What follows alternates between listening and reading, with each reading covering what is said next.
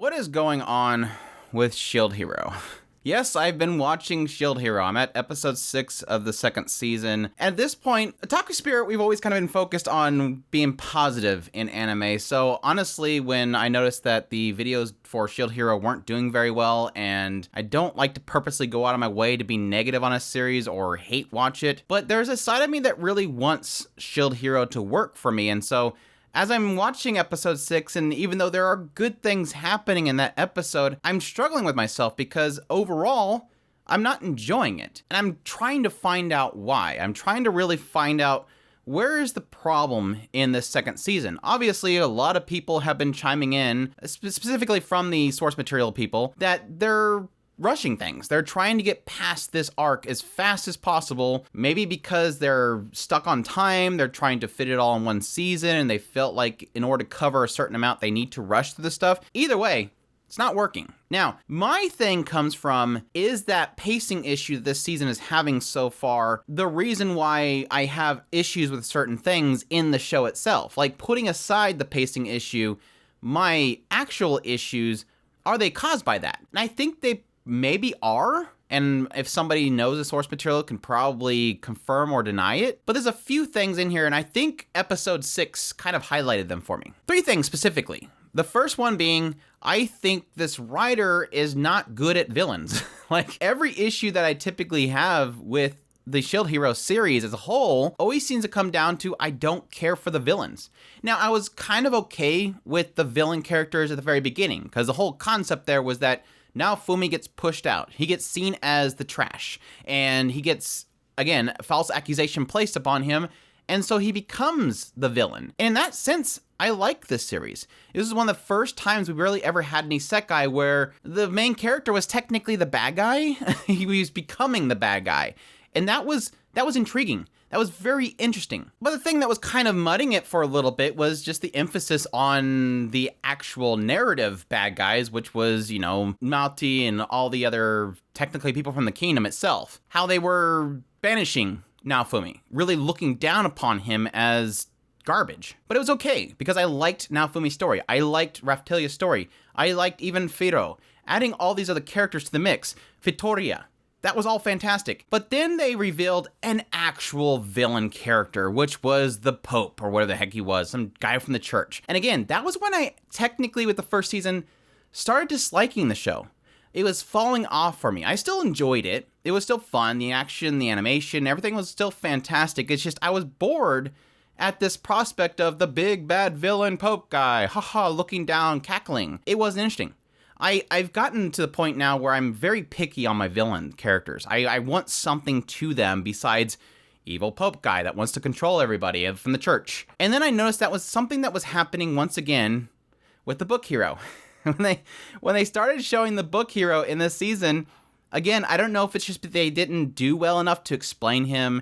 They didn't get into him well enough. They didn't get into his story. Maybe they'll get into it going forward. There's a possibility there. But he's just right now just a cackling bad guy. He's insufferable to watch. Like, every scene he starts talking, it's like, yes, I get it. He's super mean and he's super bad guy. I don't care. Like, I just see him as a big boss character that has no plot to him. Okay, just somebody kill him already. Is Naofumi gonna kill him yet? I don't care. I don't care. Don't even try at this point to get me into his character. But again, my whole point goes to I never really care much for the villains. I think the only case after the first segments of the first season that I really did like a villain character was probably the heroes from the other world. That was sort of interesting. But then they've kind of thrown it away because with this season, now they're here and they're helping the Shield Hero. Now, that's fine. I'm perfectly fine with they were evil here, but then once you know about them and you understand why they're doing what they're doing, they're fine. I mean, the concept of the other heroes is fine to me. Don't get me wrong. But again, they were an interesting villain here, but they're not necessarily villain anymore. And that's a good thing in writing, but I just see every actual villain character that they've introduced in the series are just cackling bad guys. The other struggle that I had with episode 6 that it highlighted was Rishia. Now, I'm with a lot of other people. Really cool seeing her finally stand up. I kind of assumed that was going to happen. The moment they shown Itsuki in danger, Rishia comes rushing out there and she gets this courage. She finally realizes why she's weak and she steps forward. I'm weak because I rely on other people. I need to stop doing that. And she relies on her own skills in her ability to control ki, and she's able to stand up against the gravity. I was hoping they'd kind of explain that a little bit quicker, but that's why she's able to stand up. Now, the problem that comes from her is suddenly that snap. Like, instantaneously, she goes from, I'm weak, I need other people to help me, to boom, she's standing up, and she's now fighting the book hero. Like, standing face to face with him. Suddenly, she's incredibly skilled. Suddenly, she has zero doubts. It was too much of a snap. Now, again, I understand the idea that once you've seen the person that you desire to protect now in danger, it changes something in you. But I think that transition was a little bit too quick for me. That it was a little bit hard for me to really kind of follow what they were doing with her. And the third thing, was the heroes from the other world.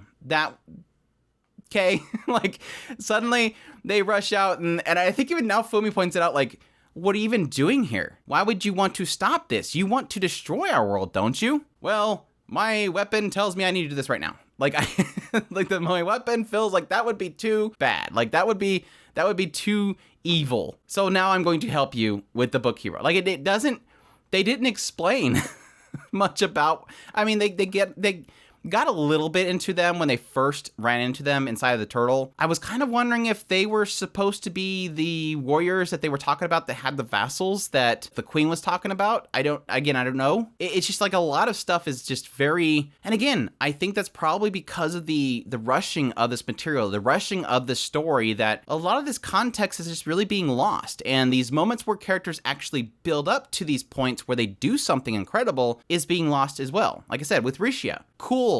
I love this conclusion of her. She's finally standing up. I knew that was eventually going to happen. I knew there was going to be a moment where finally she shows Itsuki, I can stand on my own 2 feet. That's what Naofumi wanted to help her do. But that transition from nothing to suddenly highly skilled and standing up against somebody and being incredibly powerful and doing crazy techniques and deflecting and slicing through stuff, it's a bit of a stretch. Yes, she's been trained. She has been trained. We don't get to see really any of it, but she apparently has been trained. But that transition's just way too much. Victoria showing up was really cool. I love seeing her there, her getting involved.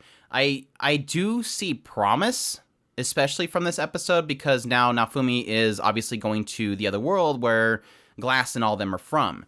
What I kind of hope will come from this, despite the fact that evil Cackling Bad Guy is still alive and he's chasing after him, the positivity that I see from the end of this episode is what we can possibly get into with the other world. Now, my assumption right now is that this is the part of the story while Naofumi is going to suddenly realize that the other side, the other world where Glass and them are from, is going to be a world just like this. He's going to see with his own eyes what he technically is going to be destroying by going against the other heroes, but additionally, what those heroes are fighting for. He's going to get an understanding of, oh, this is exactly what you're fighting for. These are people just like the other world.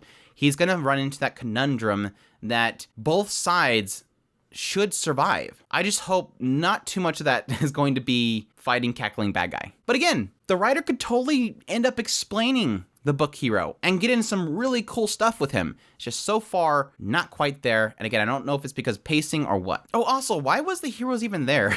That was the other thing. Why was the spear and sword and bow hero even there?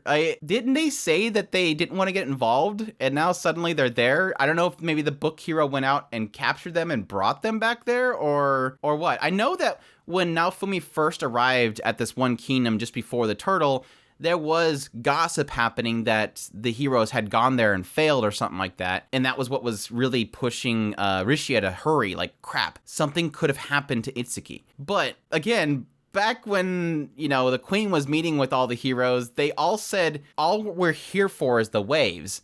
We don't want to get involved in this. And they left. So why, again, was that something that they skipped over? I don't know. It could all be chopped up as me just not paying well enough attention. I don't know. It's just I'm trying really hard to enjoy this show, but there's just those 3 things here recently that's really been clouding it. And I want it to be good. I every show that I watch, I want to be good. But there's that big but. It's not quite doing it right now. And again, hopefully hopefully when people are talking about how they're rushing things, hopefully this was the rush. Maybe from this point on, we can really start to get into some really good stuff with Naofumi being in this other world, and really getting into this other world and how that's going to create a suffering for Naofumi, that I can't really destroy this world. I don't want to destroy this world because there are people here. And he's technically already has that mindset at this point. So, but we'll see. I hope you guys enjoy this video. It's mostly just me ranting. Hopefully it doesn't make anybody that's super fans of the show mad at me, but that's my frustrations, and I want it to be good. So anyways, hope you enjoy this video. Either way, hit that like button if you did. Comment, let me know what's thought of the series, if you're enjoying it, if it's a struggle for you too. Do you agree, disagree with my points? Subscribe if you have not already. I do impressions on a lot of shows of the seasons. Again, like I said, this one's I'm not really doing unless something incredible happens, but there are some other shows in there. I do news, first impressions, topic video, top list. If it's anime, it's pretty much here. As always, if you want to support us more, we have a Patreon link and tips link in the description below. We definitely appreciate everybody that supports us, and y'all take care.